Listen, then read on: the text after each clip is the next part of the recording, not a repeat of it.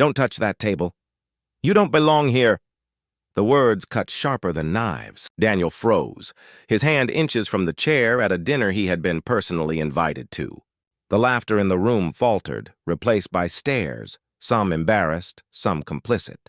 His skin, not his status, had become the verdict. The silence that followed wasn't empty. It screamed centuries of exclusion. But what unfolded next wasn't just humiliation, it was revelation. Because Daniel wasn't about to let history repeat itself quietly. This is the story of respect denied and dignity reclaimed. Where are you watching from? Drop your city below!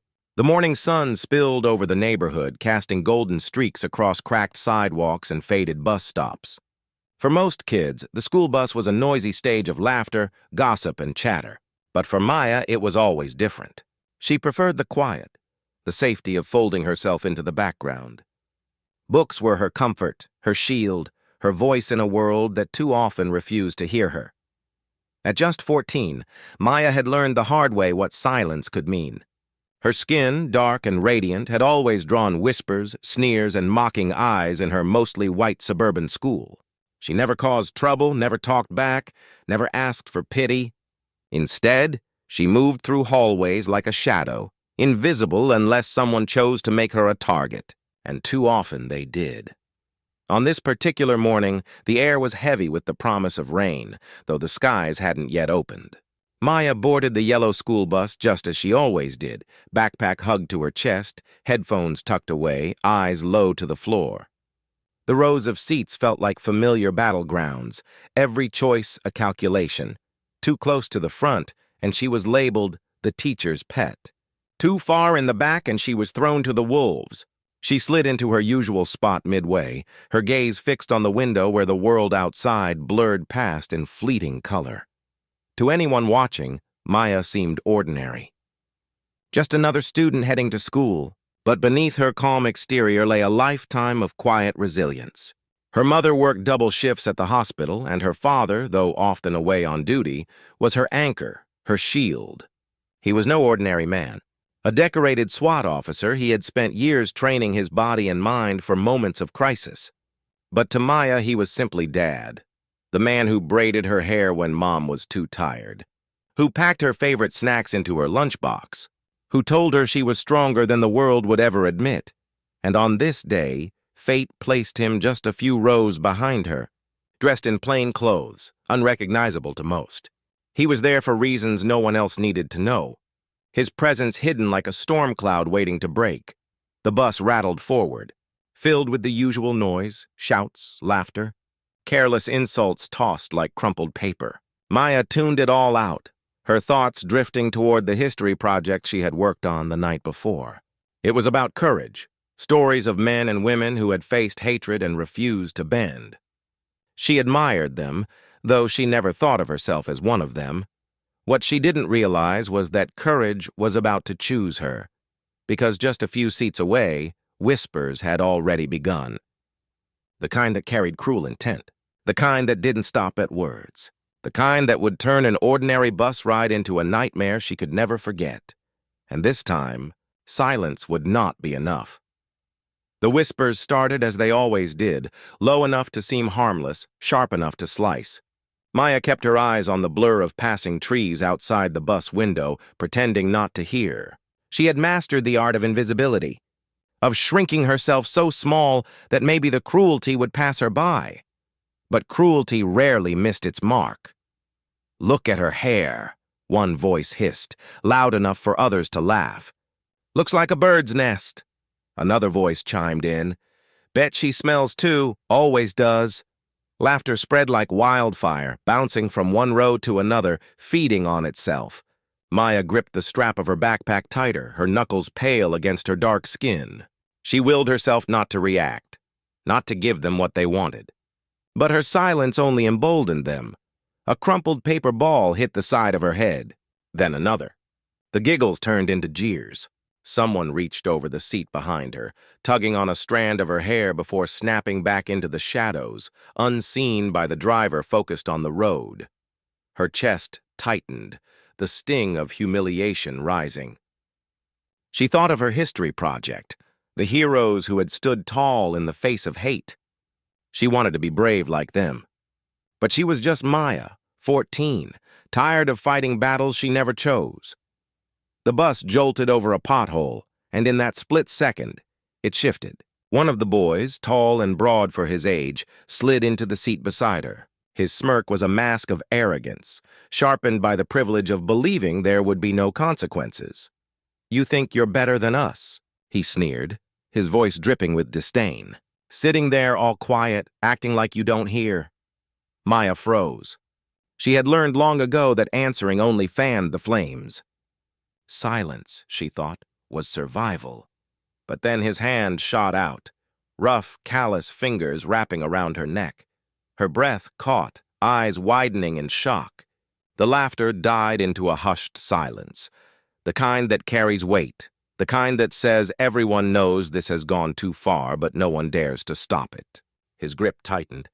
Her small frame pressed against the seat, helpless. She clawed at his wrist, not out of rage, but desperation for air. The world blurred, sounds muffled, her heartbeat pounding in her ears. And then, stillness, a presence loomed just behind. She didn't see it, but the boy did. His grip faltered for a moment as his eyes darted upward, meeting the gaze of a man he didn't recognize, yet instinctively feared. The man didn't move. He didn't speak. He just watched, but the storm in his eyes was undeniable. Unaware of who sat only rows away, the bullies laughed again, mistaking the silence for submission. Another boy joined in, shouting a racial slur that echoed down the aisle. The word hung heavy in the air, foul and suffocating, as if time itself recoiled. Maya's lungs burned. She coughed, her throat raw, her dignity shattered. She wished the bus would stop, wished she could vanish. But the bus rolled on, metal groaning against asphalt, trapping her inside this cage of cruelty. Around her, other students averted their gaze. Some looked out the window, others shifted in their seats. No one moved. No one spoke. Fear wrapped around them all, but for Maya, it was a chain. And still, her father watched. He knew timing mattered more than fury. Years of SWAT training had drilled it into his bones. Act too soon, and you risk escalation. Wait too long, and you risk lives. He sat, still as stone, calculating. The boys didn't know. They didn't see the way his jaw clenched, or the way his hands curled into fists beneath the fold of his jacket. They didn't hear the silent war raging within him, father versus officer, patience versus instinct. Then came the shove. The boy pressed her harder into the seat, his voice rising, his cruelty on full display. "What, you gonna cry?" "That's all you people ever do." The bus gasped as a collective. Some kids snickered nervously, others whispered, but none dared to intervene. Maya's vision blurred with tears she fought to hold back. Not here, not in front of them. But her body betrayed her, trembling beneath the weight of their hatred. The man behind, the storm, leaned forward slightly, his shadow stretching across the aisle. He was seconds away from breaking cover, from unleashing the part of him the world rarely saw, because this wasn't just bullying anymore. It wasn't just cruelty. It was an attack, physical and racial, an assault against his daughter's very existence. And he would not let it stand, but the bullies didn't know that. Not yet. They thought they still owned the moment. They thought their cruelty still ruled the bus. What they didn't realize was that every second they held her neck, they were pulling the pin from a grenade, and the explosion was coming. The boy's grip tightened around Maya's neck, and for a heartbeat, the world seemed to stop.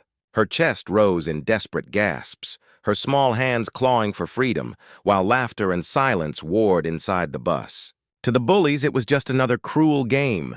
To Maya, it was a nightmare closing in. And then it happened. The man in plain clothes stood, slowly, deliberately.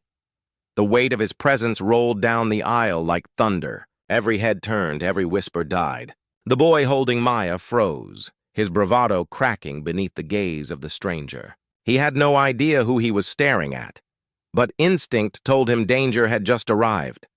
Let her go. The words were low, steady, almost calm, but laced with an authority that made the entire bus shiver. The boy's hand loosened instinctively, but arrogance made him sneer. "Who are you to—" He never finished. In a single motion, the man's hand clamped around the bully's wrist, twisting it with precision born of years on the field. The boy yelped, pain shooting up his arm as Maya was freed, gasping, clutching her throat. The bus erupted in shock, gasps filling the air, but the man wasn't done. He pressed the boy back against the seat, eyes locked on him with a fury that could split steel. "Touch her again," he hissed, "and you'll never forget it." The bullies around him shrank back, their confidence dissolving into silence. They had mocked, laughed, and jeered, but now they stared at a storm they could never control. The driver glanced in the mirror, alarm flashing across his face, but said nothing. He could see what everyone else now knew. This wasn't an ordinary father. This was a man trained to end violence in seconds. Maya's eyes filled with tears, not of fear this time, but of release. She had been suffocating under their cruelty for so long, and now, for the first time, she saw the tables turn. The bus itself seemed to hold its breath. No one dared move. No one dared speak. Because in that moment, justice had stepped forward in human form. And yet, even as the bully whimpered, even as silence swallowed the bus whole, a single question lingered in the air. How far would a father go to protect his child in a world that allowed this kind of hate to exist? The answer was written in his eyes, unflinching, relentless, unbreakable. The storm had broken, and nothing would ever be the same again.